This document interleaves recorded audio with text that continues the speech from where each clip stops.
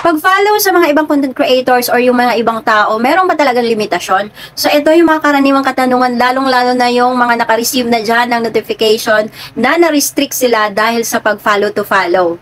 Eto para sa akin at syempre nanood na rin tayo ng mga ibang mga tutorials talaga para malaman talaga natin na totoo itong sasabihin ko. So eto na nga, ang pag-follow mga best is wala naman talagang limitasyon. Ang kailangan mo lang gawin is bigyan mo ng time interval. Ano ibig sabihin nun? Kailangan mo munang magpahinga, di ba? Kumbaga, pause and play. For example, ngayong oras na to, mag-follow ka ng 10 tao. And then, after 2 hours or 3 hours, saka ka naman ulit mag-follow. Hindi mo kailangan gawin na sunod-sunurin agad. Gawin mo na lahat ang pag-follow. Halimbawa, 20 ka tao, i-follow mo sa isang minuto lang.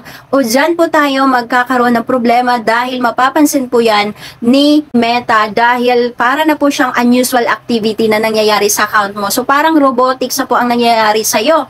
So, kumbaga, pag ginawa mo yon, pag tuloy-tuloy mong follow to follow, lahat ng may nag-like sa'yo, in-invite mo lahat, talagang magkakaroon ka po talaga ng problema yan. At yan yung nagkukos ng account restrictions. Kumbaga, hindi ka na makapag-follow sa isang oras. Ganun po talaga ang nangyayari. So, ayan, napaliwanag ko na sa inyo. Huwag nyo nang gawin yan ha. Dapat meron kayong time interval. Kaya kung may nagustuhan ka sa video ito, huwag mong kalimutang mag-share, mag-like, mag-follow para updated ka sa next video na aking gagawin. Yun lang, bye-bye!